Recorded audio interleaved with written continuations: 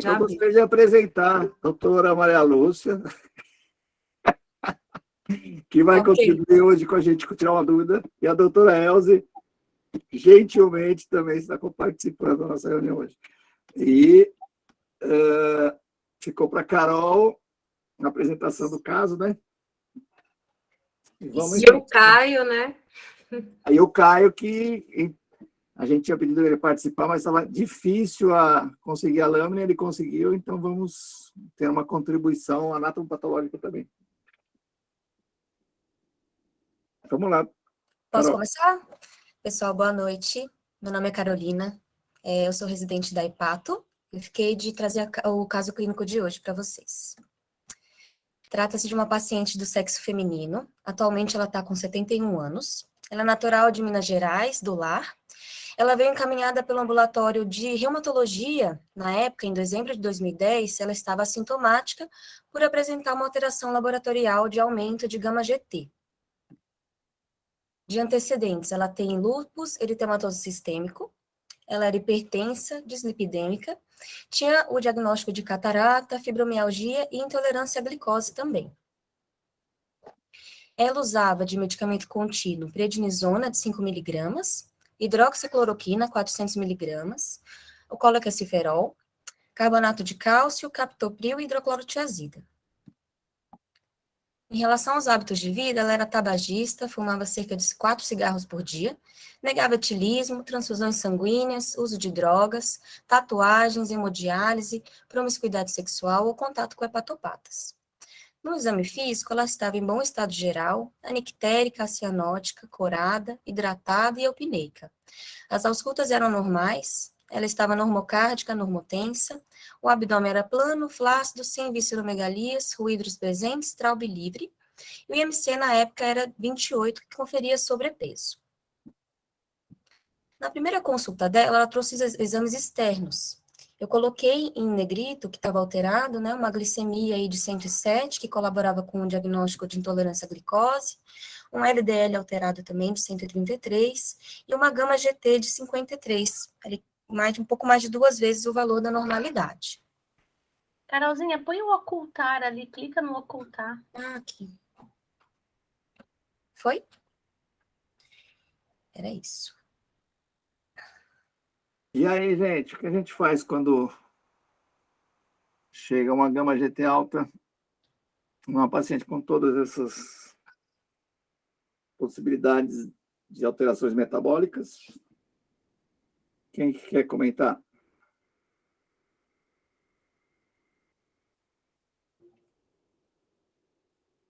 Vou voltar ali na tabela. Aqui.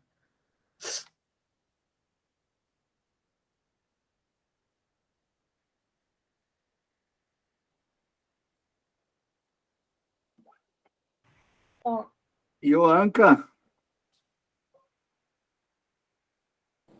Oi, estou aqui, boa noite, dirigindo para o trabalho, mas estou ouvindo.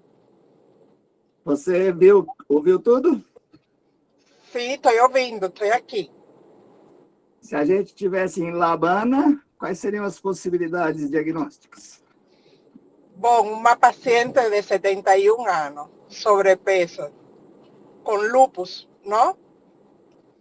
E uma assintomática chegou na consulta também. Isso. Oi? Uma gama-GT 2 vezes o normal, Sem fosfatase alcalina, sem outros exames. do fígado, a parte bioquímica que foi apresentada é essa que está na tela, aí se você conseguir ver. Não, não consigo, Uma professor, porque glicemia de jejum de 107. estou dirigindo. Então, vou pedir para alguém comentar. Não, Daí não, depois... mas ela fez fosfatase alcalina, fez Normal. normal, transaminasa, bilirrubina, função hepática está normal. Eu não consigo. A bioquímica está normal, a albumina está normal, só tem a gama-GT da parte dos testes hepáticos alterados. Então, eu iniciaria com um ultrassom,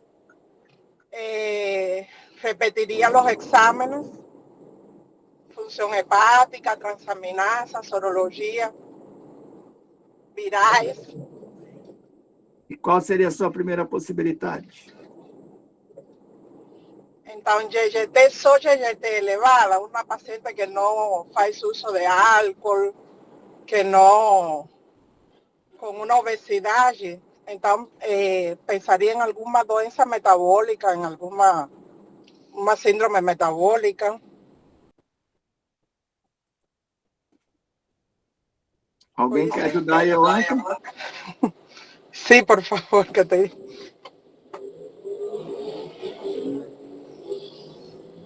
Oi, boa noite, a Kate. Alguma das medicações, eu não sei, talvez pudesse estar alterando só alguma GT? Vou voltar nas medicações. Oi, Ioanca, dá uma fechada no seu som para não dar interferência. Ela não faz hidroxicloroquina, será? Realmente eu desconheço, mas pensei que talvez pudesse algo da medicação. Ela tem o sobrepeso, né? Não sei se talvez realmente uma esteatose hepática, já tendo alguma alteração já aí. Não sei. O que mais? Não tem Qual álcool? qual remédio que é o mais conhecido como estimulador de gama-GT na prática clínica? De dar níveis de 10, 15 vezes o normal em pessoas Não, assintomáticas. doutora. É mais anticonvulsivante, doutor? Fenitoína, fenobarbital? Isso. É mais por indução enzimática do que lesão hepática, né? Alguém quer mais falar ou a gente vai perguntar para a doutora Elza como que uma investigator prossegue nesse caso? Fiquei pensando só, realmente é uma alteração isolada, né, da gama-GT. Então, que é algo mais inespecífico. Se fosse gama-GT e fosfatase alcalina juntas, se tivesse sintomas, mais alguma coisa falar a favor de colestase, acho que a gente pensaria por um outro caminho. Gama-GT isolada no fígado, realmente acho que eu pensaria mais na questão metabólica, que ela tem motivo, e álcool parece que não tem, né? A lesão hepática do lúpus, né? Se ela não tivesse bem controlada, alguma outra coisa assim, ou se fosse por medicação, não parece que introduziu nenhuma medicação agora, nenhuma que eu acho que é sabidamente associada também. E parece que o lúpus está bem controlado também. Ela não está parecendo que está fazendo um insulto hepático novo, né? É só alteração de gama-GT numa paciente com resistência à insulina e que parece que tem uma síndrome metabólica, eu pensaria mais nesse lado. Legal. E tem a gama-GT isolada é marcador de lesão estrutural do parênquima hepático, tipo doença infiltrativa, pode ser gordurosa, sarcoidose, tuberculose hepática, um linfoma infiltrativo, congestão passiva, nódulos, tumores, por isso que tem que fazer uma imagem, pelo menos. Seria isso, fora o que foi falado. Alguém? Doutora Maria Lúcia, nossa expert. Janinha, esqueci alguma coisa? Não, eu acho que não. A Janinha é perfeita, mas eu acho assim que as hipóteses que as meninas fizeram a princípio para esse caso estão muito corretas, né? Paciente que tem essas características aí de doença metabólica, que tem um sobrepeso e que aparece com uma gama-GT isoladamente aumentada, eu acho que, em termos de frequência, tem que pensar nisso mesmo. Indução enzimática por droga também sempre é possível, a lista de drogas é imensa, então essas que vocês mencionaram são as mais comuns e as que mais aumentam, mas muitas drogas podem aumentar, então ela tem aí um conjunto de remédios, né? E aí pensar como diagnóstico diferencial todas essas coisas que a Janinha colocou, então acho que está ótimo para a gente começar aqui a discussão, essas hipóteses. Beleza, alguém pensou em mais alguma coisa? Ou vamos em frente? Ou tem alguma dúvida? Para perguntar para a doutora Luciana. Vamos lá, Carol. Vamos lá. Então, foram solicitados, na época, exames laboratoriais de função hepática, pediram também antimúsculo liso, antimitocôndria, anti-LKM e ultrassom de abdômen. O ultrassom de abdômen veio normal, essa foi a descrição. Nos exames laboratoriais, a gente pode ver que a gama-GT persistiu realmente elevada, ela chega até quase 2,5 vezes o limite superior da normalidade. Outro exame alterado também foi o FAM, a gente tem 1 para 320 envelope nuclear, 1 para 640 pontos nucleares isolados, 1 para 640 citoplasmático reticulado. Além disso, a gente tem o AMA, também positivo, 1 para 320, o antimúsculo liso negativo, um aumento de IgM, IgG normal e as sorologias também normais. Alguém quer comentar alguma coisa? Doutora Elze, põe a bola embaixo do braço e explica para a gente o que são esses testes e o que faz a gente ir para um lado ou para o outro, por favor. Tá. Só concordando mesmo com todas as hipóteses que todo mundo fez, eu não teria me incomodado com essa paciente se ela fosse minha, com aquela 2 vezes 2,2 de gama-GT. Eu ia realmente achar que era uma síndrome metabólica que estava ali, com medicamento, e eu ia seguir essa paciente. Mas é uma paciente que foi investigada, e talvez se ela estivesse acompanhando conosco, ela continuasse só, e a gente não sei se a gente abriria esse leque tão grande aí de investigação com relação aos autoanticorpos. Mas é uma paciente que tinha um antecedente lúpico e que e acompanha com a reumato. E a reumato, né, dentre essa investigação, eles solicitaram o FAM, né, que a gente sabe que na célula REP2 ele tem uma especificidade menor e uma grande sensibilidade, e aí ele vem com múltiplos, né, padrões aí de envelope nuclear, né, de pontos nucleares isolados e um citoplasmático reticulado que representa o AMA na célula REP2. Então, e a gente tem, inclusive, o AMA positivo. E aí você fica naquela, puxa vida, mas só com essa gama-GT, com esses anticorpos todos, uma paciente que tem uma doença autoimune, será que ela tem mais alguma doença? E aí é o que vai vir toda a nossa discussão para frente. Mas o que chama atenção ainda é que essa paciente tem uma IgM de um pouco elevada, de 389. Eu acho que é uma coisa que a gente também tem que ter um olhar especial, tá? Não sei se a Lúcia quer comentar aí mais alguma coisa. Não, pode dizer no que você pensou com esse conjunto aí de autoanticorpos e IgM, AMA. Com certeza não tem como a gente não lembrar de uma colangite biliar primária.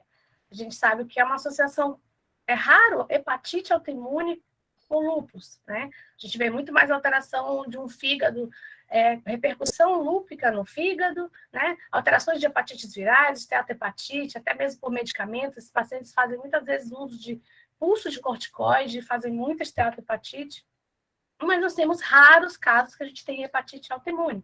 Assim como também pode haver associação rara com colangite biliar primária. Então, olhar um anticorpo antimitocôndria, olhar todo esse conjunto aí de autoanticorpos muito específicos para a CBP, e ainda com uma IgM elevada, não tem como a gente pensar numa colangite biliar primária como hipótese diagnóstica aí para ela.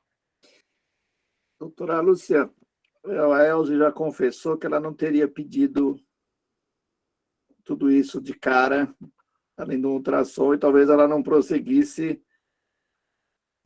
na investigação, talvez imaginando que fosse só uma alteração por conta de todas as alterações metabólicas que essa eu seguiria, mas não com esses exames de cara, ia seguir a paciente. Não, é isso mesmo, é isso mesmo. Porque eu acho que se ela tivesse umas transaminases alteradas, eu teria pedido tudo isso, mas uma gama-GT isolada... Eu acho que é a pura verdade, assim, qualquer um de nós, com esse exame aí, se não tivesse sido encaminhada pela reumato e não tivesse a coexistência de uma doença autoimune associada, a gente ia parar por aí em termos de investigação, como falou a Ioanca lá no comecinho, ia pedir um ultrassom para ver se detecta lá uma infiltração gordurosa e ia parar por aí e acompanhar. Concordo que não era óbvio pedir todo esse conjunto aí de exames, nem é o recomendável, eu acho.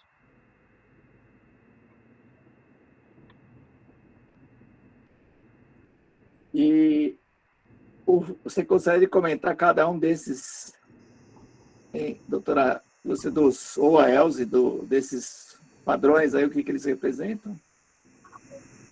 Quer falar, Elze, o que é achar envelope nuclear, o que é achar pontos isolados, a que antígeno corresponde? Posso falar. Até, né, na revisãozinha ele vai estar, tá? Mas, assim, dentre esses padrões aí de FAM, ele é um FAM chamado de anticorpo antinúcleo, mas ele reage também contra citoplasma, né? E o que a gente vê é que o padrão citoplasmático reticulado, na verdade, ele representa a leitura do AMA na célula REP2. Então, quando a gente pede um anticorpo antimitocôndria no tecido de rim, fígado e rato, né? Você tem o padrão da imunofluorescência compatível com o AMA.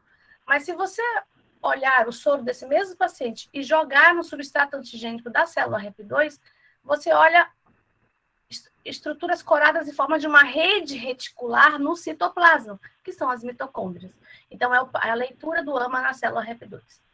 Já o envelope nuclear e o de múltiplos pontos nucleares, quer dizer, a gente tem um núcleo, e você tem no envelope do núcleo uma proteína, que é essa GP210, né?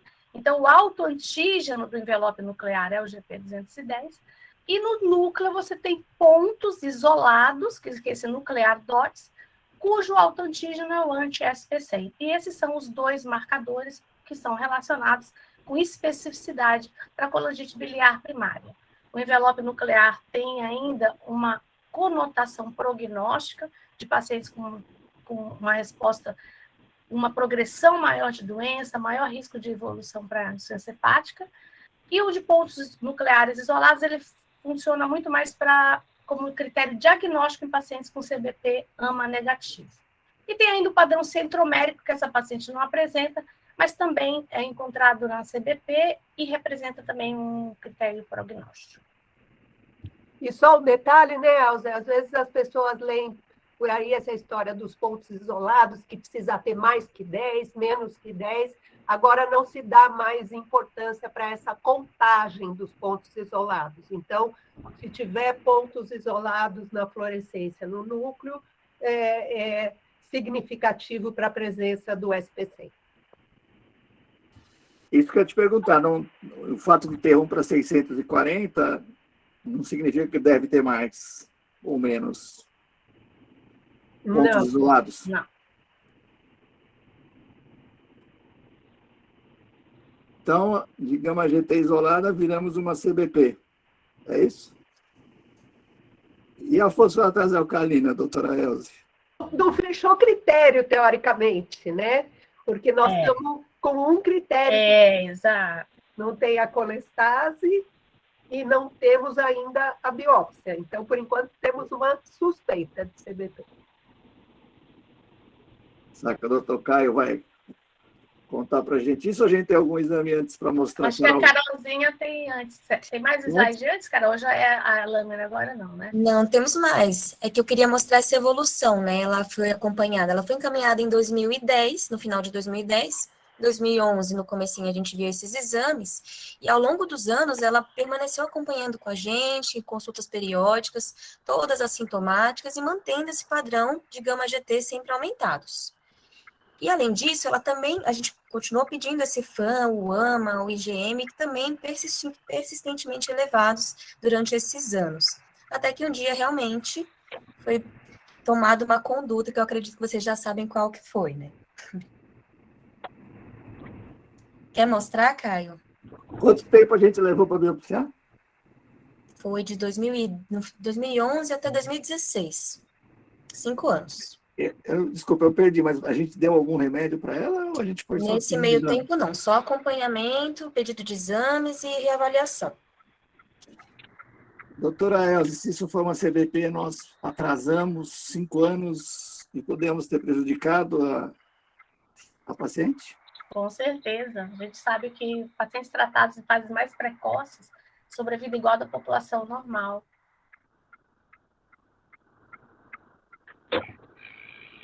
Então vamos lá. Qual que é o tempo médio entre um diagnóstico e um transplante? Depende da fase que a paciente se encontra, né? Quando o paciente faz um diagnóstico precoce, esses pacientes não evoluem. Tem uma sobrevida excelente. Mas se não tratados? Se não tratados para CBP, que é mais lento, não sei se a Lúcia sabe esse número aí exato. Não sei, Edu. Eu não sei. Na história natural aí da CBP, né? A gente tem... Não sei, mas tem uma foto de curva de sobrevida que dá para a gente ter uma noção nos slides que eu vou apresentar, e aí a gente cola lá. Vamos lá, Caio.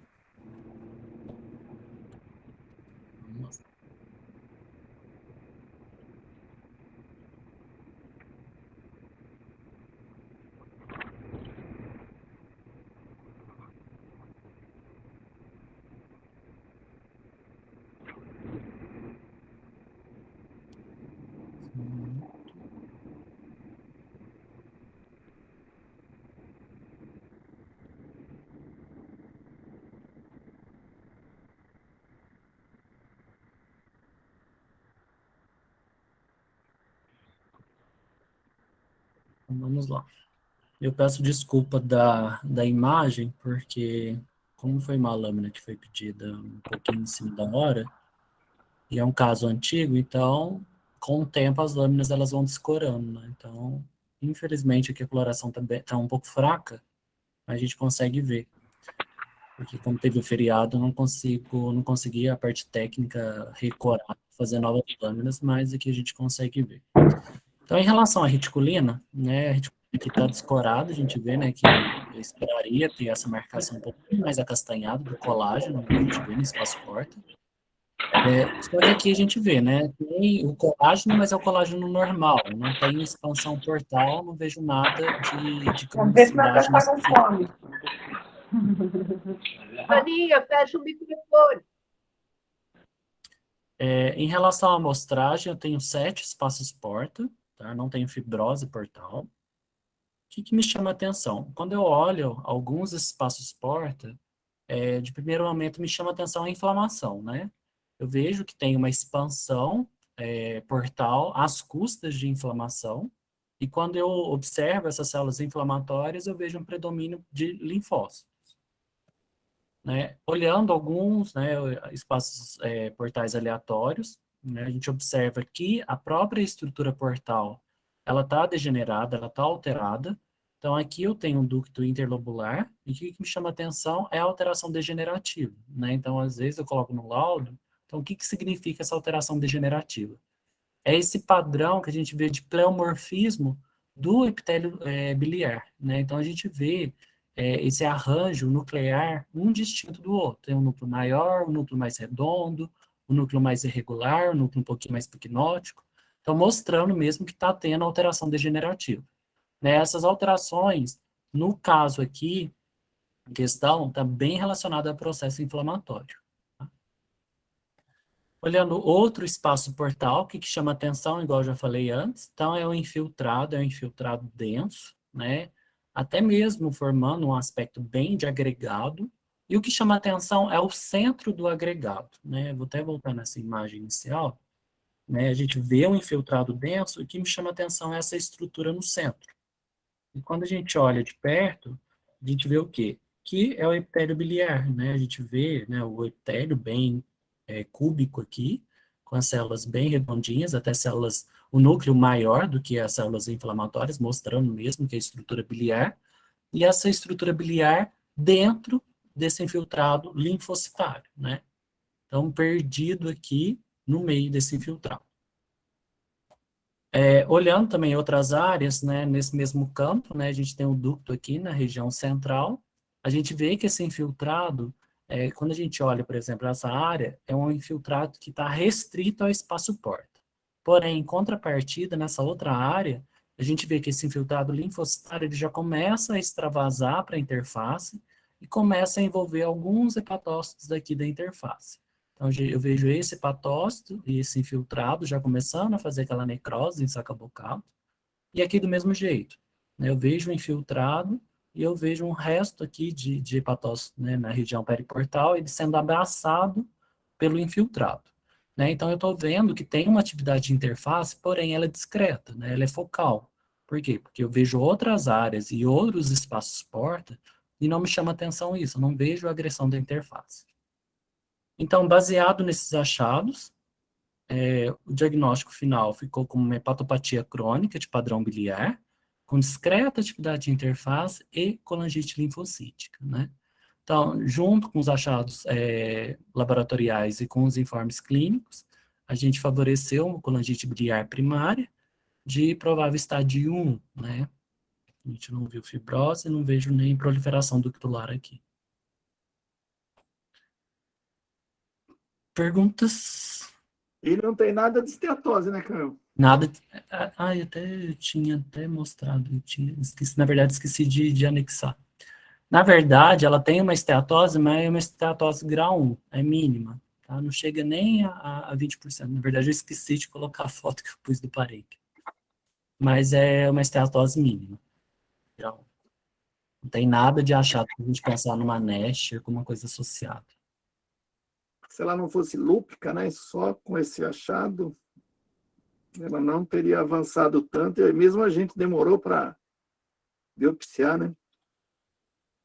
Aqui tem que lembrar mais dessa atividade de interface, né? Que CBP faz interface, porém muito mínimo, né? Então, a gente sempre não tem esse medo. Tem interface, será que tem alguma doença mista, alguma coisa associada? Não, a CBP pode fazer atividade de interface, porém mínimo, né? Beirando um pouquinho moderado, mas sempre, na maioria dos casos, sempre é mínimo. Mas o legal é a gente ver que essa progressão bem lenta, acho que é isso que está chamando a atenção, né? Você vê? Que é bem lento mesmo essa progressão, que ela está no estádio 1 e foi 4 anos de evolução? 11, 12, 13, 14, 15, 5 anos aí de evolução. Muito bom, Caio. Obrigada, doutor Caio. Então, pessoal, eu só mostrei aqui a evolução dos exames dela, a gente continua acompanhando ela depois, né? O Ursacol foi iniciado no dia 9 de novembro de 2016, aí eu trouxe alguns exames depois, com a normalização da gama-GT. Ela continua até hoje acompanhamento com a gente, sem nenhuma alteração de função hepática ou das demais enzimas, e ainda usando o Ursacol, 900 miligramas dia. A gente trouxe mais esse caso, já que nós tivemos uma dúvida em um caso mais antigo, perguntar para a doutora Lúcia com que frequência a gente espera uma CBP com gama-GT isolada e que ela encantou as pessoas que assistiram a aula dela no Rio de Janeiro, no Congresso Carioca, lá na Semana do Fígado, que deram de presente para ela essa pergunta, né? O que ela faz na prática clínica do dia a dia com uma gama-GT isolada? Era isso, né, Mary? É isso, mas eu acho que a gente vai inverter um pouquinho a discussão, né? Eu acho que esse caso é bem interessante, a gente ficou aí 5 anos esperando uma colestase para tomar alguma providência, porque pelos guidelines você só deve biopsiar quando você tem, na verdade, alguma dúvida diagnóstica, talvez nem precisasse biopsiar se a gente tivesse uma colestase bem estabelecida, nunca tivemos, ficamos enrolando, e os conceitos têm mudado ao longo do tempo em relação a isso, né? Então, a primeira coisa que a gente queria discutir era CBP com fosfatase alcalina normal, apenas com elevação de gama-GT. Então, para discutir esse aspecto específico, a Elze levantou um artigo que endereça esse assunto, né? E aí, no final, eu falo mais genericamente de aumento isolado de gama-GT, que foi a aula lá da Semana do Fígado, né? Mas eu acho que é legal a gente ver primeiro essa questão da CBP com fosfatase alcalina normal. Tá, eu vou tentar compartilhar aqui a minha tela. Acho que eu esqueci. É nesse quadradinho com a setinha para cima, doutora. A tela inteira, né? Isso.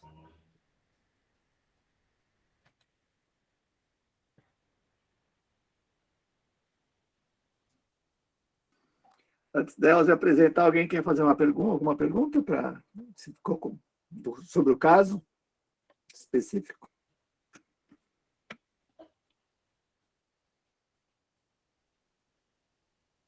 Não, sem nenhuma dúvida, doutor. Muito bem apresentado, viu, Carol?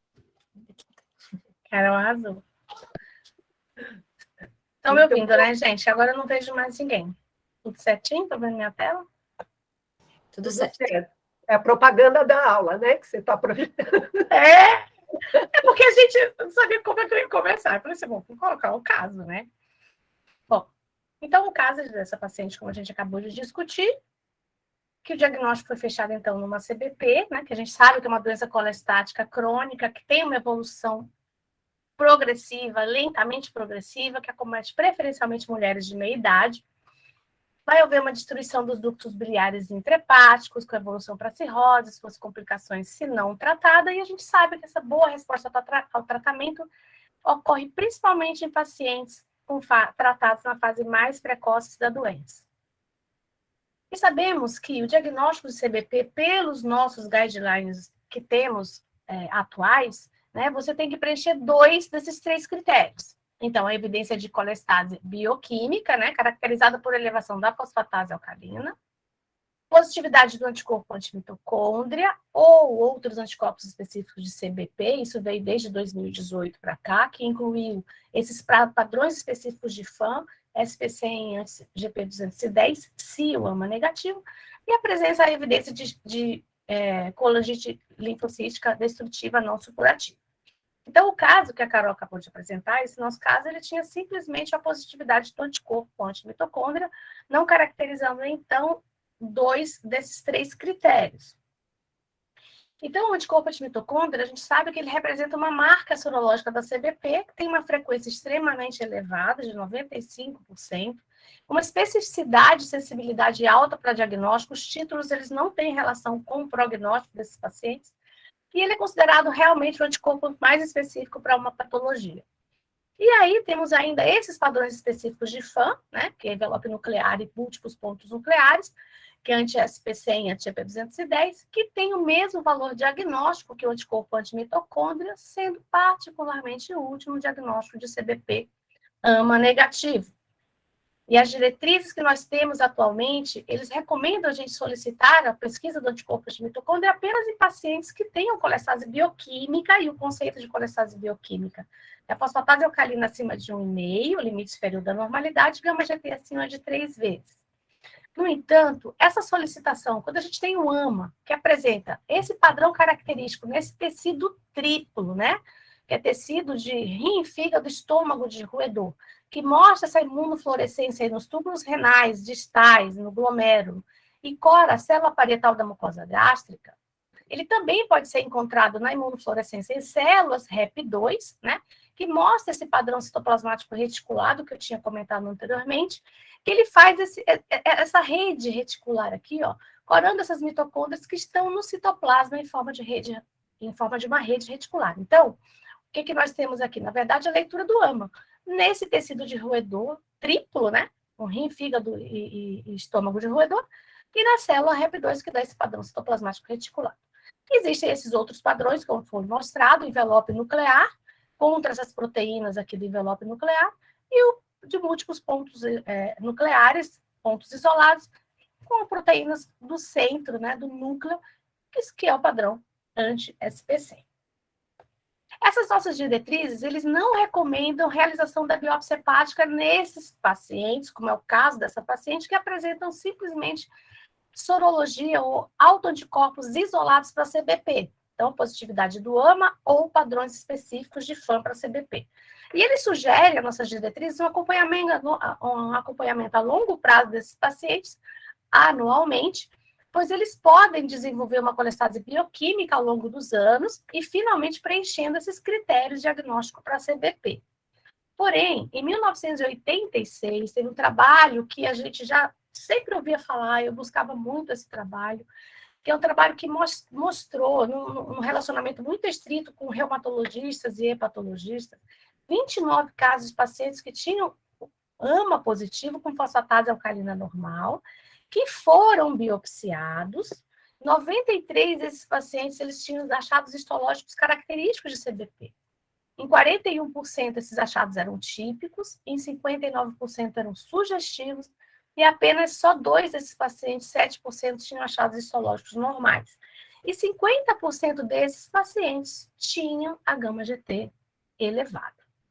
Então, esse trabalho ele ficou esquecido aí durante muito tempo, sendo que em 2019, esse grupo da China, eles publicaram um trabalho com 169 pacientes que tinham AMA positivo e fosfatase alcalina normal, e desses, 67 eles conseguiram biopsiar, e desses 67 pacientes, 55, quer dizer, 82% tinham alterações histológicas de CBP, e somente 12 deles, 18%, tinham achados histológicos normais. E isso fez esse grupo aí da Georgina e do Diogo Vergani se interessarem, e eles, então, eles publicaram esse artigo agora em 2021, eles começaram a investigar e fizeram esse trabalho, né, com o objetivo de investigar a histologia hepática em pacientes AMA positivo ou com padrões específicos de FAM para CBP, e relatar, e que não tinham alteração de fosfatase alcalina, né, e relatar características clínicas, sorológicas e histológicas desses indivíduos. Então, foi um estudo retrospectivo e um estudo de coorte prospectivo.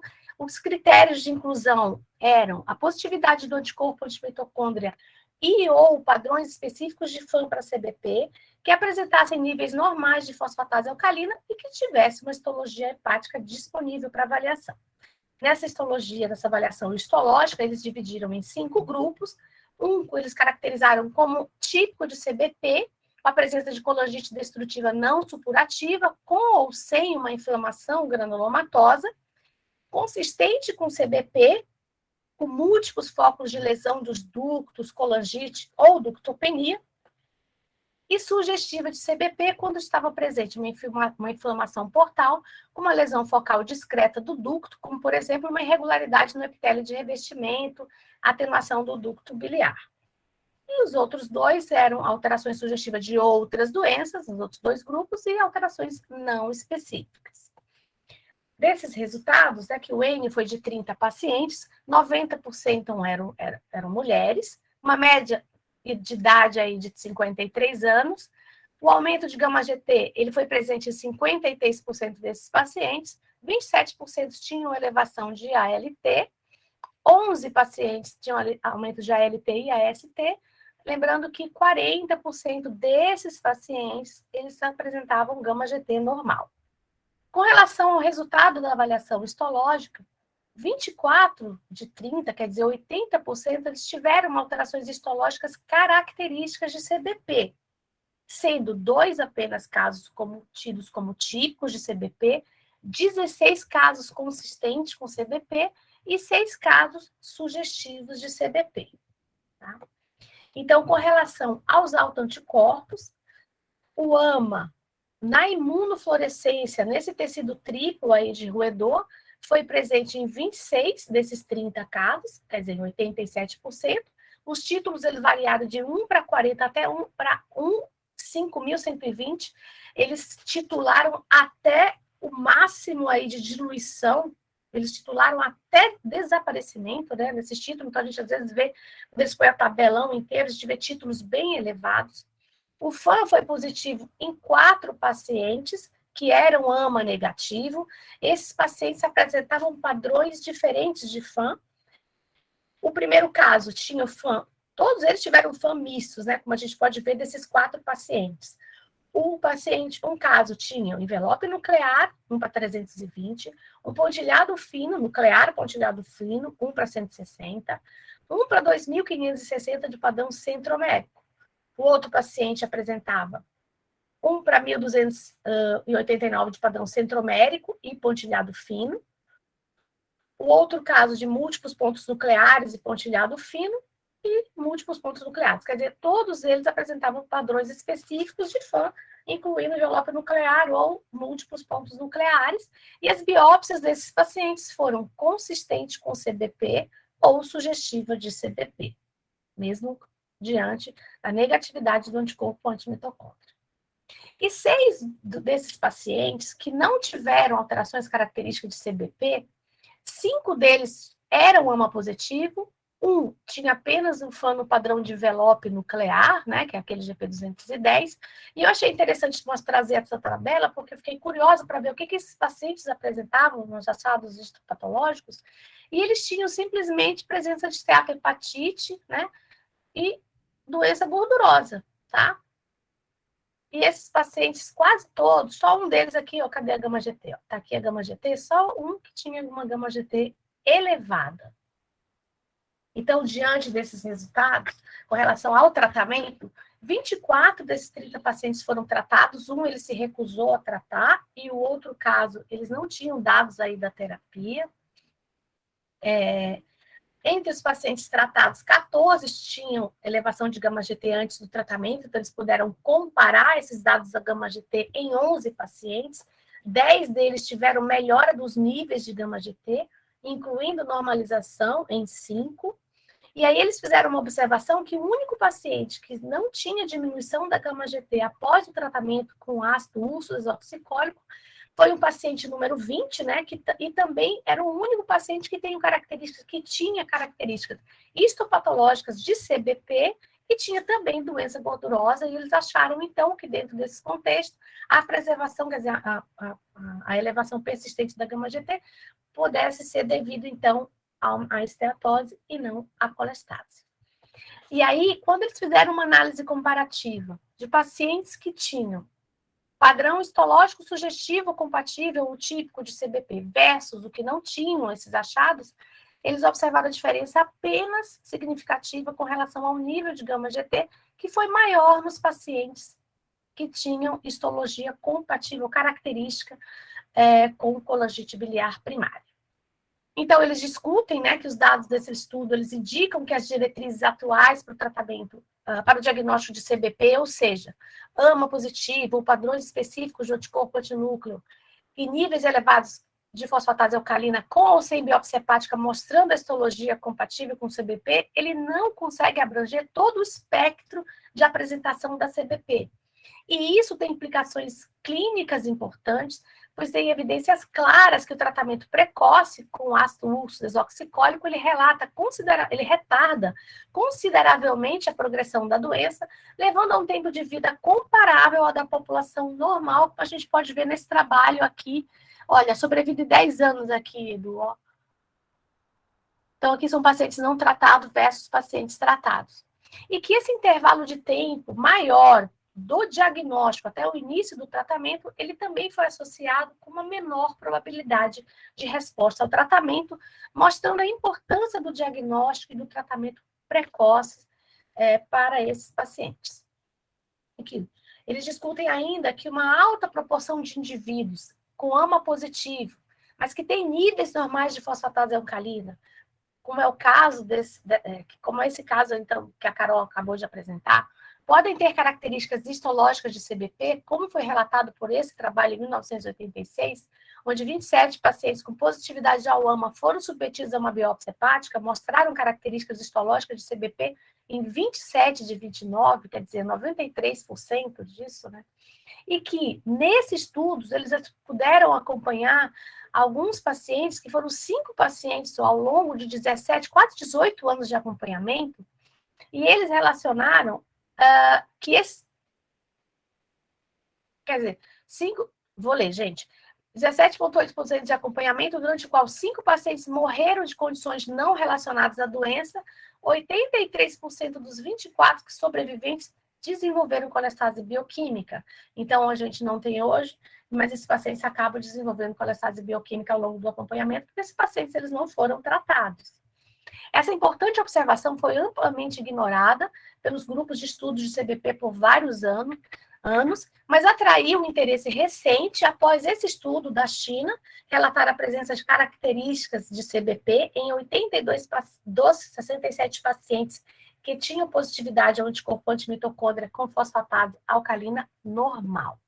E aí eles concluem, né, várias conclusões, e uma delas é que esse estudo confirma uma alta frequência de diagnóstico histológico de colangite biliar primária em indivíduos com positividade isolada ao anticorpo antimitocôndria, e que ele traz duas novas descobertas importantes. Uma delas é que existe uma alta frequência de um diagnóstico histológico de colangite biliar primária também em pacientes AMA negativos, que são FAM positivo para padrões específicos de CBP, e traz ainda o papel potencial da gama-GT como biomarcador em pacientes com CBP e com níveis de fosfatase alcalina basais normais.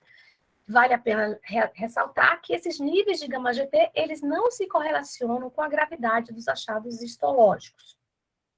Então, esses dados desse estudo sugerem que a gama-GT pode ser usada, então, para avaliar a resposta, embora seja necessário validação adicional em coortes maiores, em contraste com as diretrizes atuais, que não recomendam a biópsia hepática em pacientes com marcadores sorológicos de CBP com níveis de fosfatase alcalina normais. Nossos achados indicam a importância de uma investigação diagnóstica cuidadosa, incluindo a biópsia hepática nesses pacientes, a fim de instituir o tratamento necessário de forma precoce, evitando desta forma a progressão da doença. E aí eu termino com essa pergunta: não será que a gama-GT ela vai sair finalmente da invisibilidade e vai para a calçada da fama? Um beijo. Essa ficou boa. Muito bom. Gente, esse artigo, ele, se mostrar para o Luiz Eduardo, ele deve ter, ele corta os pulsos, porque há mais de 10 anos que ele fala isso. É biópsia dos pacientes com AMA positivo e enzimas normais, e não conseguiu por questões éticas, mas ele tinha certeza de que os pacientes teriam alterações histológicas significativas, né? Ele fez até avaliação com marcadores não invasivos de fibrose, mostrando que tem alteração já em fase precoce, e demorou, mas está aí, né?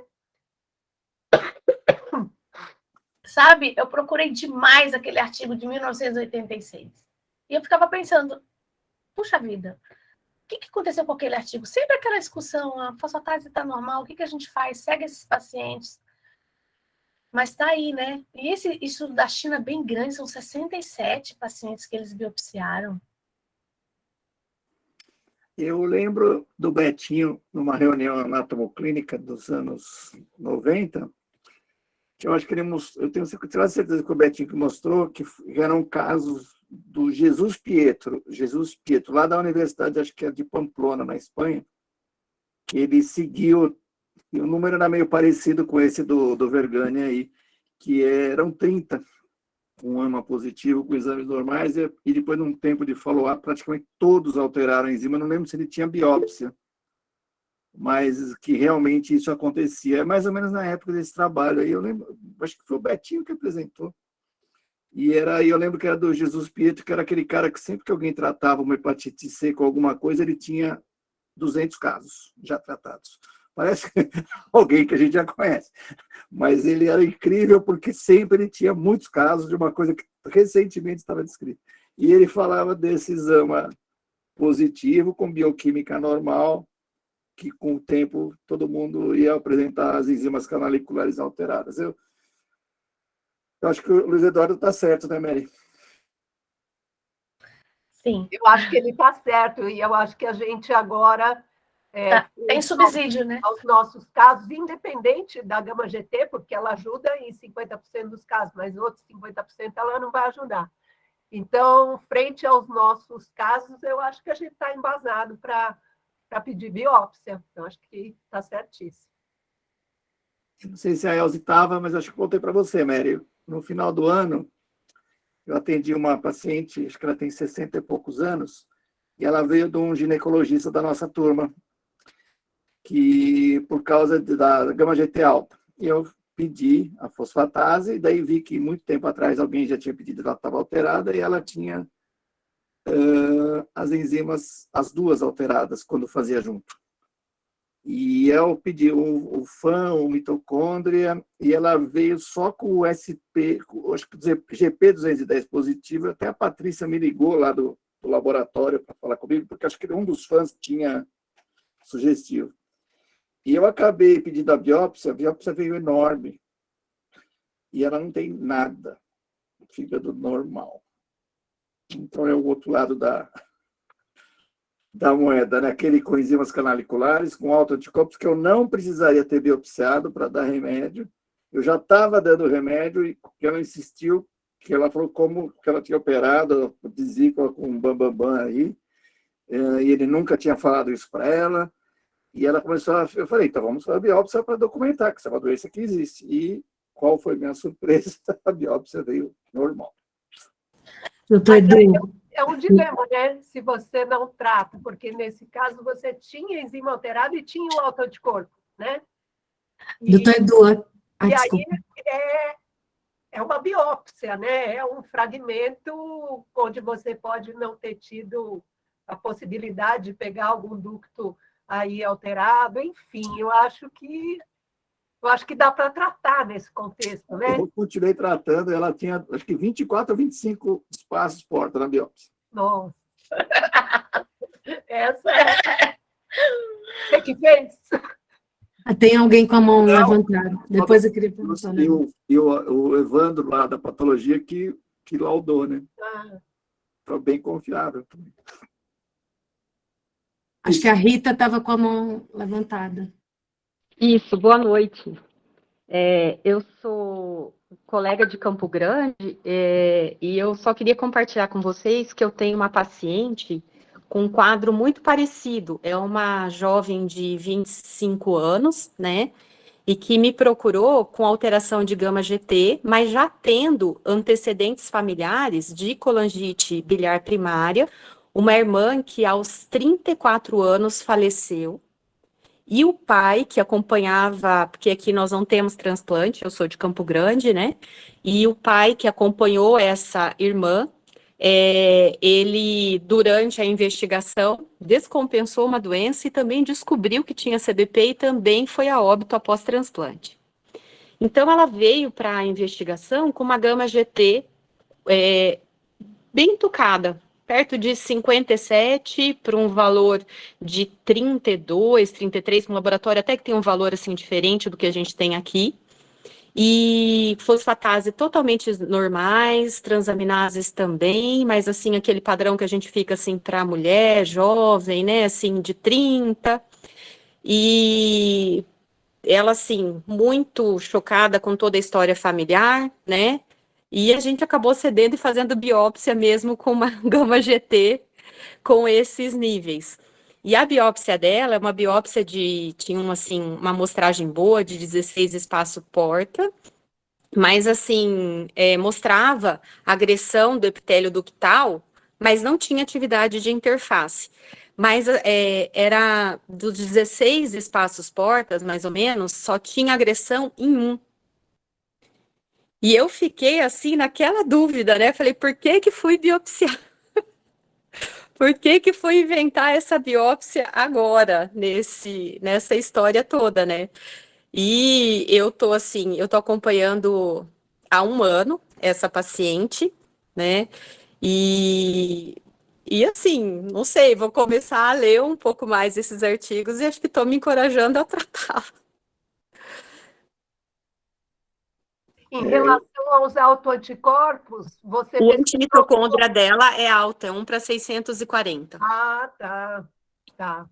É que ela não tem... Terapia já, não precisa... Ela só tem 25 anos, a doença de meia-idade, então ela vai caminhar, né, gente? Ela tem 25 anos, com enzimas praticamente normais, acho que a última gama-GT estava em 40, né? O antimitocôndria bem positivo, e só que desses 16 espaços porta, apenas um com infiltrado inflamatório com agressão de epitélio ductular, só, de ductos. Se ela já tem 2 marcadores, né? Se ela já tem a gama-GT... E a biópsia, né? É. Sim. Vamos perguntar para o Caio se isso é um achado comum ter pouquinho, assim? Lesão inicial, né? Pode Lesão ser, né, inicial, Caio? né? Você tem que ter sorte para pegar, igual o CEP. Para ter o achado típico de casca de cebola é ter sorte para aparecer. Mas achou, eu acho que é válido. Pelo menos um já, para Válido mim, tratar. já é uma gaivota já. Doutor Edu, o senhor teve um caso de uma senhorinha de mais de 80 anos que o senhor apresentou no congresso, que era um dilema se biopsiava ou não, não foi? Eu não me lembro o desfecho. É que ela fechou como uma situação parecida que nós tivemos semana passada, não, segunda-feira, né, Mary? Que uma das meninas trouxe um caso de toxicidade com nitrofurantoína e fez um quadro bem parecido com alto anticorpo positivo. E quando eu identifiquei que isso era possível e suspendi a medicação, ela normalizou tudo e sumiu os autoanticorpos. E eu acabei não biopsiando, e era um dilema. Eu lembro que estava na mesa a doutora, como é que é o nome dela? A doutora Gaúcha, a pediatra, estava o Maturan e a doutora Elze. Lembra que eu apresentei? Eram 3 casos? Lembro. A suspeita era de uma autoimune, se era uma autoimune desencadeada pela nitrofurantoína ou se simplesmente era uma DILI imunomediada, né, só imitando uma... E o Maturan ficou bravo que ele errou o diagnóstico. Ele veio me encher o saco depois. Temes, isso, Janinha. A doutora Temes, ela queria contar o diagnóstico antes, né? E eu falava, não pode falar. Só você que sabe. Eu também não sabia. Não, vocês sabiam porque eu mandei os casos para vocês. Ah, não, mas não o que era, né? Você só mandou Mas acho que como eu fui mostrando slide por slide, se você pegasse o último, eu fechava o diagnóstico. Eram 3 casos, lembra? Isso foi o que mais deu discussão, foi essa senhora tomando há 1 ano e meio nitrofurantoína por causa de infecção urinária de repetição. Doutora Valéria até foi apresentar. Foi bem legal aquele dia lá, porque deu bastante discussão. E aí, gente, vocês lembram também daquela outra paciente que é a associação que deu a CBP associada com o mieloma múltiplo, né? E ela também só foi ter uma fosfatase no dia que o hematologista me perguntou se eu queria uma biópsia de fígado, que ele estava estadiando toda ela antes de começar a quimio e preparando para o transplante de medula. Aquele caso também marcou, porque era uma gama GT há mais de 10 anos, que ela era nosso amigo cardiologista, era da nossa turma, minha e da Lúcia, e a gente acabou fechando com uma CBP depois de... E ela só tinha pontos isolados, né? Foi aquela discussão quando que você... Como eram poucos, né? Anterior ao transplante, né? E já tinha os pontos isolados, né? Doutora Maria, a senhora acha que a gama GT vai para o tapete vermelho lá, da doutora Elza? Ela vai continuar invisível? Vai, e até nem é por conta disso, ela está ficando toda famosa. Toda famosa. Então, acho que a gente vai ter que dar mais atenção para ela mesmo. Principalmente os americanos, né, que não gostam dela, não pedem, não tem um trabalho interessante sobre gama GT isolada, porque eles não fazem. Qualquer guideline, qualquer coisa, é tudo fosfatase alcalina, não estão nem aí com a gama GT. Então, tem pouca informação, né? Mas eu acho que com a informação que está se acumulando, ela vai para o tapete vermelho, sim. E você quer que apresente já? Alguém tem mais alguma dúvida? Foi muito legal essa revisão da doutora Elza, foi perfeita nesse caso, né? Muito bom, muito bom. Obrigada. Muito bom, ótimo, ótimo. Doutora Lúcia, eu compartilhei esse artigo com o Gerson, ele vai apresentar na sexta-feira para o Luiz Eduardo. Ah, legal. A Elze que me apresentou antes. Por acaso vocês estão vendo... Ele vai morrer. Vocês estão vendo a minha apresentação ou não? Ainda não. Not yet. Eu sou atrapalhada com esse negócio. Gama 2. E agora? Agora sim, tá indo. Ah, tá. Então... Agora tá? Tá, só põe a tacinha para ficar na tela cheia e Tá. ocultar. Pronto. Tá bom. Então, gente, isso aqui foi a aula lá na Semana do Fígado. Mas, assim, eu acho que vocês têm muita expectativa sobre essa questão do aumento isolado de gama-GT, mas não é uma coisa muito simples e muito menos tem trabalhos disponíveis na literatura. Nem o Raul conseguiu me achar trabalho sobre esse assunto. Então, é uma coisa assim que eu fui montando meio da minha cabeça, né? Mas não existe nenhuma diretriz, nenhum trabalho que avaliou isso profundamente. E a pergunta lá é o que a gente deve fazer para investigar esse achado. Então, a primeira coisa é a gente saber quem é a gama-GT, né? A gama-glutamiltransferase, que também é chamada de transpeptidase, é uma enzima que está na superfície das células, múltiplas células do nosso organismo. E ela possui várias funções, entre elas sintetizar peptídeos, sintetizar proteínas, transportar aminoácidos de um lado para o outro. E eu deixei em negrito essa função porque ela é bem importante em relação às situações onde a gente vai ter alteração dos níveis de gama-GT, que é essa função de regulação dos níveis do glutatião tecidual. Então, o glutatião é extremamente importante quando a gente fala de estresse oxidativo. Então, quando você tem um estresse oxidativo, em decorrência disso, aumenta muito a expressão de gama-GT. E aumentando a expressão de gama-GT, você vai ter maior aproveitamento do glutatião intracelular, e isso é importante para combater o estresse oxidativo.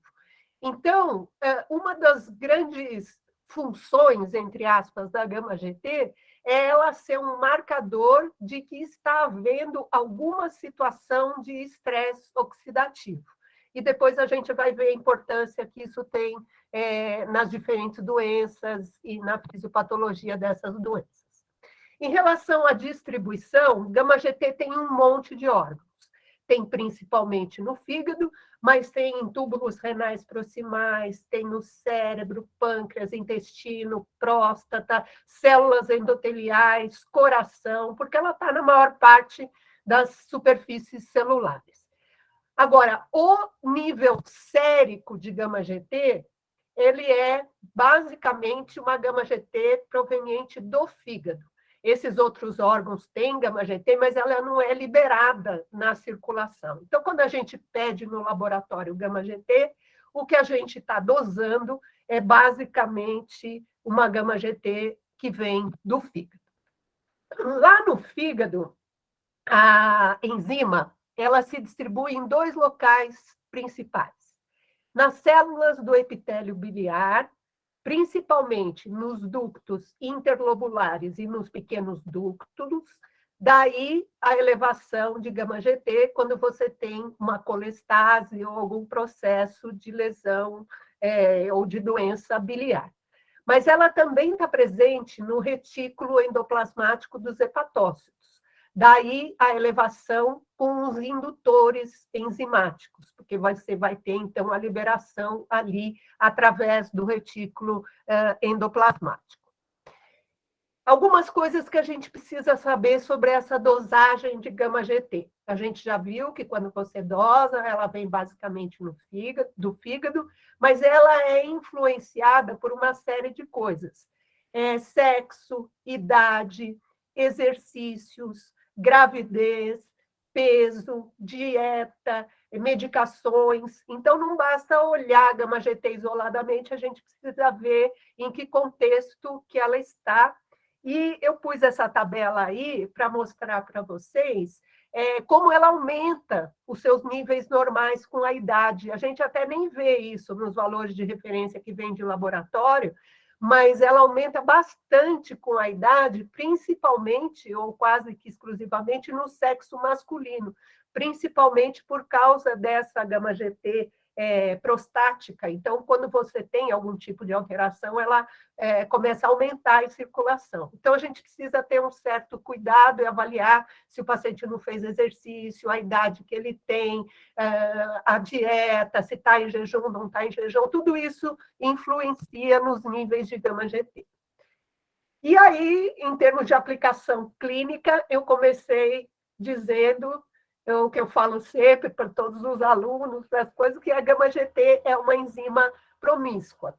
Promíscua porque ela aumenta em quase todas as doenças hepáticas e, portanto, ela tem uma alta sensibilidade, mas uma baixa especificidade. Então, é difícil, só com uma gama-GT isolada, a gente querer fazer um único diagnóstico. Tanto que, nesse caso aí, a gente fez uma série de hipóteses, né? Então, ela é bastante sensível, mas ela é pouco específica. E, além disso, além de aumentar com quase todas as doenças hepáticas, o aumento pode não estar associado a doenças hepáticas também, que torna também mais difícil a sua interpretação. Quando a gente olha elevação de gama-GT, a gente tem que pensar principalmente nessas 4 grandes causas de elevação, isolada ou não. Então, as doenças hepatobiliares, o álcool, os medicamentos e as causas extrahepáticas. Esses são os 4 grandes grupos que vão justificar uma elevação de gama-GT.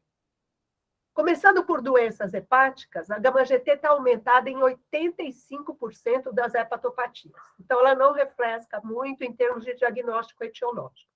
Mas, por conta dessa questão dela estar muito relacionada com o estresse oxidativo, uma das doenças que mais cursam com elevações da gama-GT é a doença hepática gordurosa, alcoólica ou não alcoólica, né? Mas aqui nesse contexto, a não alcoólica. Mas pode aumentar também nas hepatopatias virais, na hepatite autoimune, nas doenças infiltrativas, como a Janinha mencionou, e aumenta em praticamente 100% das doenças colestáticas. Então, está aumentado em quase tudo quanto é hepatopatia. Quando a gente fala de hepatopatias não colestáticas, o aumento quase sempre é isolado, né? Então, na doença hepática gordurosa não alcoólica, numa hepatite viral, numa hepatite autoimune, quando a gente vai olhar o perfil enzimático, está lá aumentada a gama-GT, mas, em geral, a fosfatase alcalina não acompanha. Agora, nas colestases, o aumento isolado de gama-GT é mais raro, como nesse caso aí, né? Você tem um aumento isolado de gama-GT, é menos frequente, a fosfatase alcalina quase sempre está aumentada junto com a gama-GT. E tem uns artigos americanos que eles não gostam da gama-GT, e colocam assim taxativamente: a única função da gama-GT é confirmar a origem hepática da fosfatase alcalina. Isso é um exagero, né? Mas realmente ela é útil para confirmar a origem hepática da fosfatase, porque a gente sabe que pode ter fração óssea, fração intestinal, placentária, enfim, se a gama-GT está aumentada junto, isso nos ajuda a avaliar a fosfatase alcalina. Mas existem exceções, né? Quando a gente fala em doenças colestáticas, a colangite biliar primária é uma doença colestática que pode ter a fosfatase alcalina normal e a gama-GT isoladamente aumentada. Aqui está errado o título. Então, eu coloquei só o título desse artigo que a Elze apresentou para mostrar essa situação, né? É uma situação de gama-GT isoladamente aumentada numa doença colestática, onde seria de se esperar que a fosfatase alcalina tivesse aumentada também. E outra coisa que eu achei interessante é esse outro artigo aqui, mostrando que, além dela nos ajudar a fazer diagnóstico de CBP, como a Elze mostrou, ela pode nos ajudar também como marcador prognóstico na CBP. Então, vocês estão vendo aqui, isso aqui é uma curva de sobrevida, tá? Então, a gente costuma achar que vão ter pior sobrevida aqueles pacientes que não conseguirem normalizar a fosfatase alcalina, onde a fosfatase alcalina se mantiver sempre mais alta do que 1,5 vezes, que não respondem ao tratamento, né?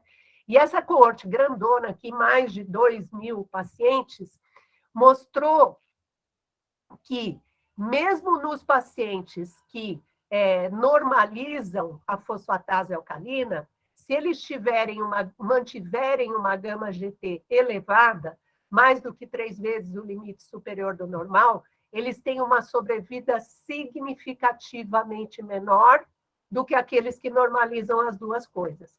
Então, mostrando que no acompanhamento, a gente deve olhar a fosfatase alcalina, mas deve olhar também se o paciente está normalizando a gama-GT, tá? Porque isso tem impacto na sobrevida. Bom, o segundo grupo seria aqueles pacientes que têm elevação da gama-GT por indução enzimática, né?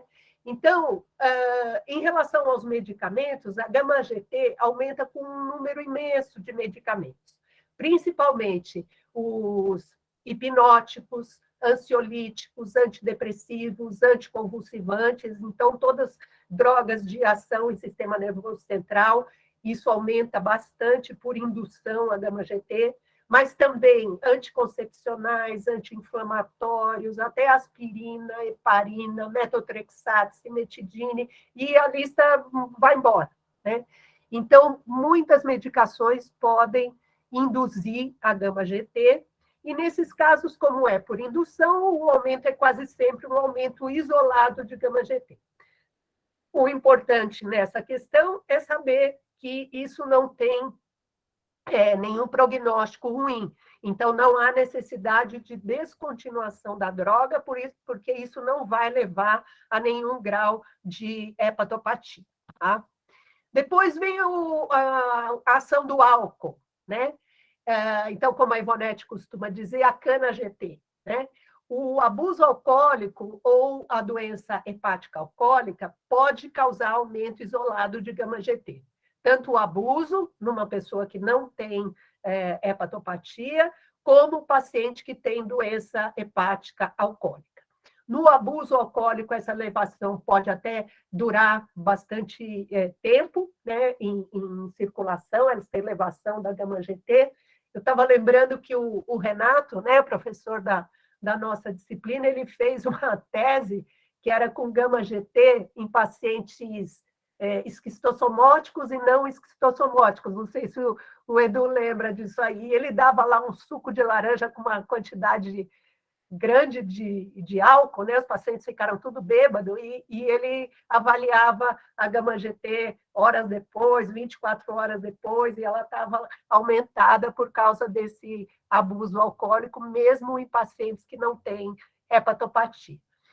60% dos abusadores de álcool apresentam elevação da gama-GT, então é ok, 60%, mas é uma sensibilidade baixa para você separar quem usa álcool de quem não usa álcool, né? Quando ela está alta, a gente sabe que está bebendo, mas quando está normal, pode estar bebendo, porque 40% não vão ter essa elevação. A sensibilidade se eleva para 85% se tiver doença hepática associada. O valor dela não tem relação com a quantidade de álcool que a pessoa consumiu, né? E na associação com álcool, isso vai se acompanhar também de um aumento do VCM no hemograma, então isso é útil na investigação, para saber se está na dúvida se aquela gama-GT isoladamente aumentada é do álcool e o paciente não está confessando e tal. Dá uma olhadinha no VCM, que pode ajudar na investigação. E, na dúvida, pedir para o paciente fazer uma abstinência de 8 a 10 dias, e isso vai acarretar uma redução de 50% dos valores. Não vai normalizar, porque demora um pouco mais para normalizar, mas vai ocorrer redução de 50%, e aí você vai definir que aquele aumento isolado provavelmente era de ingestão alcoólica, né? Então, por conta disso, ela pode ser um excelente marcador de abstinência. A gama-GT álcool é interessante porque teve, ao longo da história, implicações para seguro, né? Para seguro de saúde, para seguro de vida. Então, lá em 86, eles identificaram que eles queriam identificar quais eram os fatores de risco dentre os condenados por dirigir sob consumo alcoólico. E aí eles viram que a gama-GT poderia ser um excelente marcador disso, né? De consumo alcoólico. Mas lembrando desses problemas de baixa sensibilidade e especificidade. Mas quando a gente vê essas tabelas de seguro-saúde nos Estados Unidos, vocês estão vendo aí mulheres e homens, né? Nos homens, o primeiro exame que eles dão mais importância para uma pessoa que vai fazer o seguro-saúde é gama-GT, né? Apesar de eles não usarem a gama-GT muito na clínica, usa-se muito para avaliação de seguro-saúde, porque é um marcador indireto que aquela pessoa faz consumo alcoólico.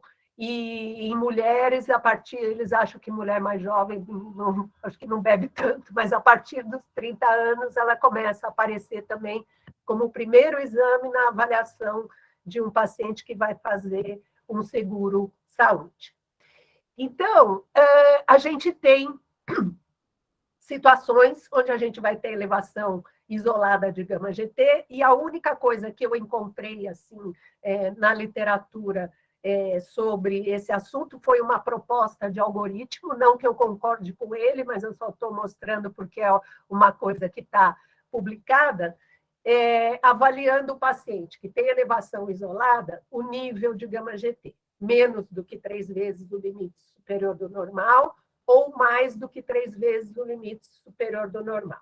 Se for menos do que 3 vezes, você vai fazer a avaliação básica de hepatopatia, né? Com ultrassom, com sorologia, fazer uma avaliação inicial, e se você não encontrar nada, o ideal é repetir em 6 a 12 meses, orientando o paciente para suspender completamente o álcool, fazer alguma mudança no estilo de vida, porque como ela está muito relacionada com síndrome metabólica, doença gordurosa, orientar o paciente em relação a dieta, exercício, rever a questão das medicações e reavaliar.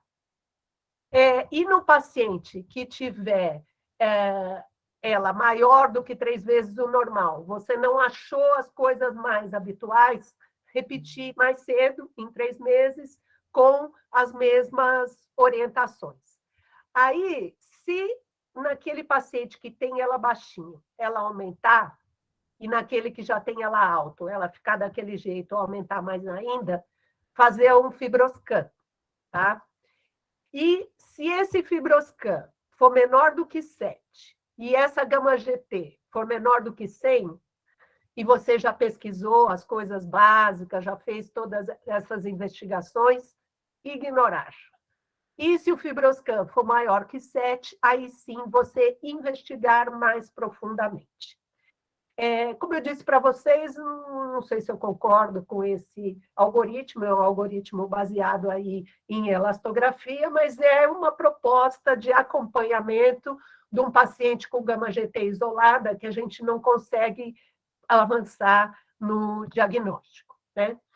Agora, uma coisa que eu falei que é interessante e que ela vai acabar vindo realmente para o Hall da Fama, tapete vermelho, é porque a gama-GT ela tem sido avaliada como um fator preditivo de doenças extrahepáticas.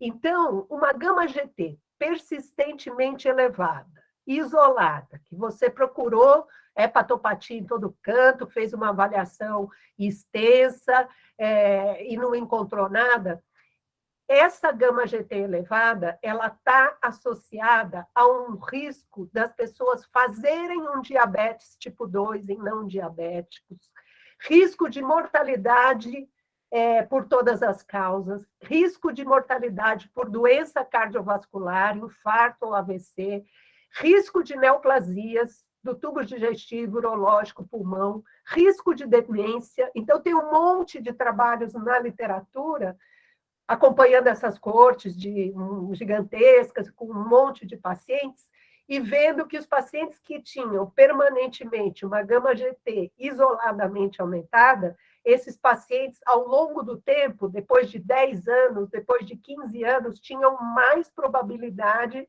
de apresentar todas essas coisas que estão aí. E qual que seria a explicação disso? Como a gama-GT ela é um marcador de estresse oxidativo e de atividade pró-inflamatória, ela poderia estar associada a todas essas condições e ser um marcador prognóstico. Então, tem uma opção de trabalho saindo sobre isso, né? Das associações de gama-GT com doença cardiovascular, pulmonar, neoplasia, doença neurológica, renal, e em cada uma dessas situações, a gama-GT tem uma participação fisiopatológica diferente, né? E tem algumas coisas assim, por exemplo, neoplasia, ter a gama-GT alta favorece o tumor, né? Porque o tumor vai bloqueando vias de tratamento, então o tumor progride mais rapidamente. Nos quadros neurológicos, como ela tem esse papel pró-oxidante, o paciente que tem ela permanentemente aumentada, quer dizer que está havendo alguma atividade de estresse oxidativo e as pessoas têm Alzheimer e demência mais frequentemente, e tudo com estatística pesada, tirando os outros fatores, ela acaba ficando isoladamente associada com essas condições, né? Então, é um negócio super interessante assim, da gama-GT e que realmente vai trazê-la para o rol da fama. Então, afinal, qual seria a conduta numa gama-GT elevada isoladamente? Primeira coisa é descartar as etiologias mais comuns.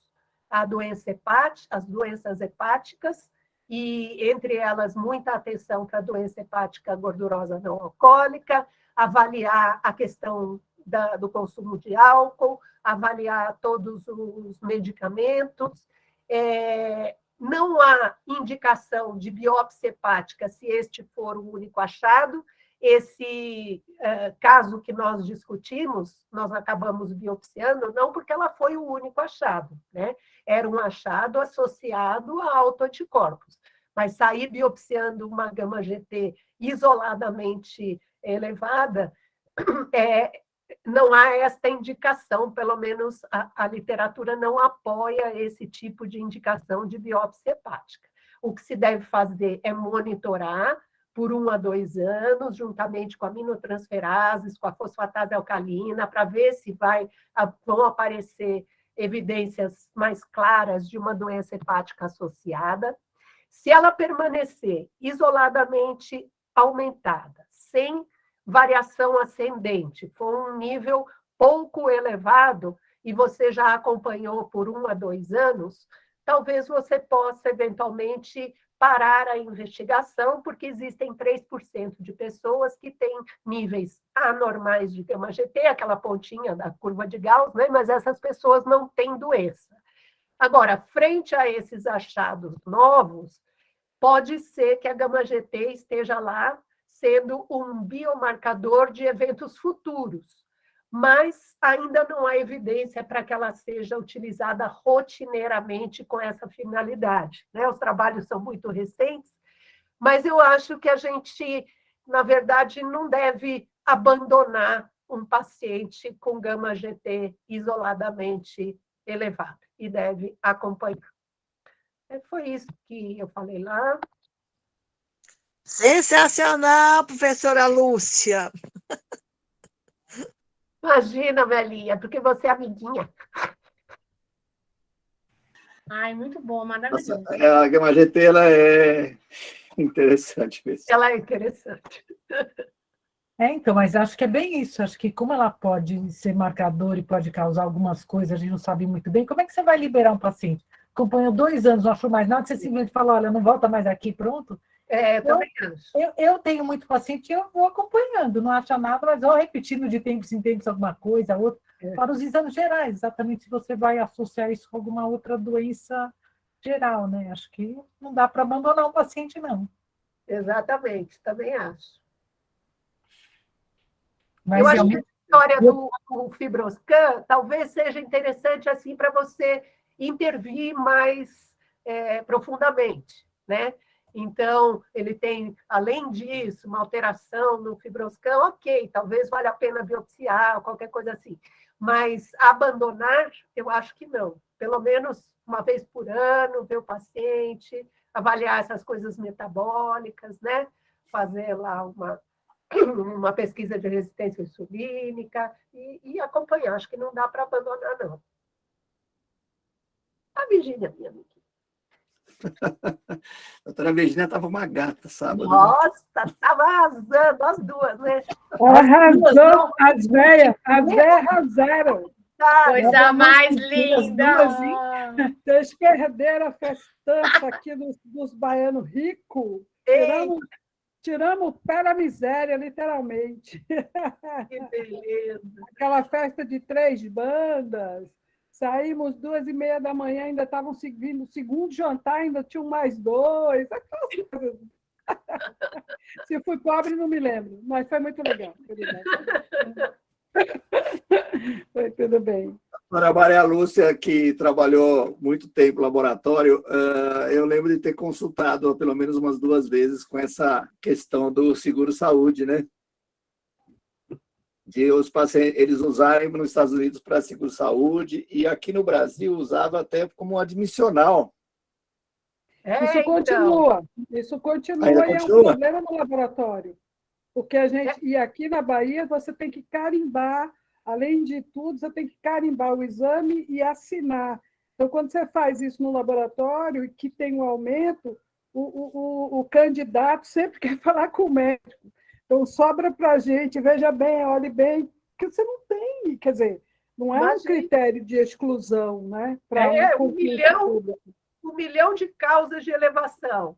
E no álcool só está aumentado em 60%, é um péssimo marcador para essa finalidade, né? Mas eles insistem em usar para essa finalidade. Eu tenho 2 coisas que eu acho que sempre que eu me pergunto de gama-GT. Primeiro, é que a pessoa vem encaminhada com uma gama-GT alta. Quando você vai olhar no histórico de laboratório, sempre tem transaminase. Mas, por algum motivo, na cabeça dos clínicos, é a gama-GT o problema da vida deles. Mas o cara nunca tem uma transaminase também normal. Não é? Edu, e eles não pedem fosfatase alcalina. Isso, e a segunda era pedem. isso. É, Nem as LPS tem gama-GT, clínicas fosfatase de alcalina mulher, não nem os existe. cardio, que são clínicos dos homens, não gostam de uma fosfatase alcalina. Diferentemente dos americanos. É verdade, ao contrário dos americanos, é verdade. Aproveitar e perguntar para os jurássicos aqui presentes, porque Virgínia, uma coisa que tem uma tabela da Clínica Maio, que é uma tabela bem da patologia clínica, que umas coisas que eles batem muito é o IMC. Então, tem uma correlação muito grande com o IMC. E, assim, aumento de 30% até 50% da gama-GT em relação ao IMC. Então, quer dizer, aquela orientação sempre de afastar, de mudar a atividade, de tentar ver se o cara dá uma enxugada aí nas gordices, como diz a Amélia, eu acho que é importante, porque a Clínica Maio ela bate muito nisso, ela tem uma tabelinha de funções que você deve olhar antes de fazer qualquer ideia de juízo de valor dessa gama-GT, e a primeira que eles frisam é o IMC. É a enzima que mais se correlaciona com o IMC. Então, eles chamam muita atenção disso. Nós estávamos uma vez numa mesa redonda, que era um lugar lá do Einstein, que estava o Mário, o Dr. Sender, a Lúcia e eu. E tinha um senhorzinho assistindo, acho que eu já contei isso, né? E ele, no final da reunião, ele perguntou para a doutora Lúcia, tomar muito café aumenta a gama GT? Aumenta, doutora? Não achei nada sobre isso. Aliás, o café está totalmente... O café é bom para o fígado, minha filha, porque tem neste. Ele é bom demais, para tudo. Então, mas não vi, não, que cafeína ou qualquer componente de café pudesse aumentar. E ele está com a bola no hall da fama para as hepatopatias. Bom, gente, vamos... Elzinha, sua revisão foi 10, hein, minha amiga, maravilhosa, hein? Top, top, top. Vamos jantar, turma? Vamos. E aumentar a gama GT com vinhozinho. Eita, boa. Segunda-feira. Gente, Carol, parabéns. Foi maravilhosa essa apresentação. Obrigada. Carol, Verdade, Carolzinha.